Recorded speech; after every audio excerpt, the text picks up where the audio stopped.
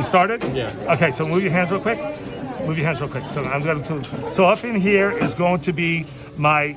Well, first let's start. Yeah, let's start on this side. So this is where blood would come in. This is going to be my right atrium right here, right? Then if we look, you can see I have this valve right here. Hold that open. Okay. This is going to be part of my atrial ventricular valve or my tricuspid valve. That's one of the cusp of it. The other cusp is over here on the other side. So this is another part of it, right? And over there's another side. Then if we open it up even more, you can look. I have some chordae tendineae. Open that up real wide. Get that camera in here, right? So I have the chordae tendineae down in here, and I'm also going to have chordae tendineae over in here. Now here's what happens if you have a problem with the chordae tendineae or the chordae tendineae. This is designed to stop the valve from going up too high, to stop blood from going backwards into the atria. If these stretch or these break, the valve will not close properly, right? And then what will happen is the blood will go the wrong way and we'll have a heart murmur. If we go back over here, this is going to be my right ventricle down in here.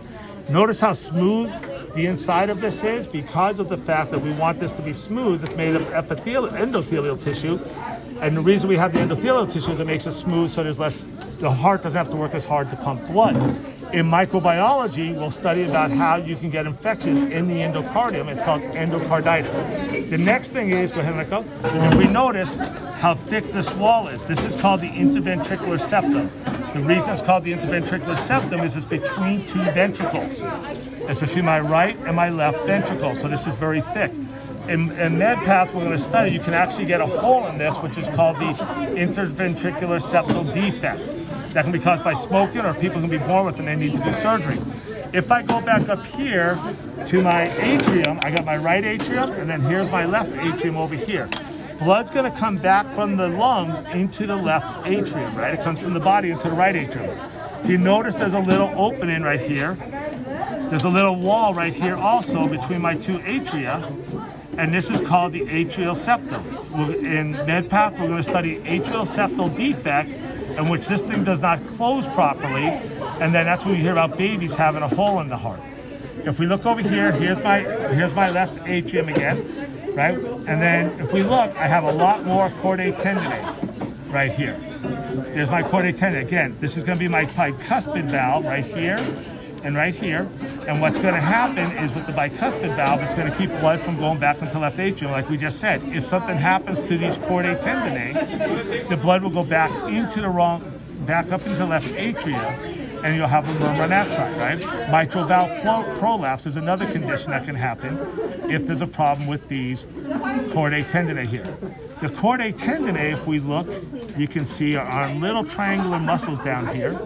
And these muscles are called papillary muscles. So my papillary muscles are attached to the chordae tendineae. The chordae tendineae attached to valves, and they keep the valves from going. The valves keep the blood from going backwards into the wrong, or going the wrong way back into the atria. This is going to be my left ventricular wall right here, and if you notice, this is my right ventricular wall. Notice how thin that is, and on my left ventricular wall, notice how thick that is. That's because this wall, along with this here, just have to pump blood out to the lungs. This and this have to pump blood out to the body. So this wall's gonna be a lot bigger. We're gonna cover a condition called athlete's heart, which you'll sometimes see this gets bigger, and cardiomyohypertrophy also. So again, we have the smoothness there. As you can see, that's to help the blood flow easier. We have the chordae tendineae right here, papillary muscles right here.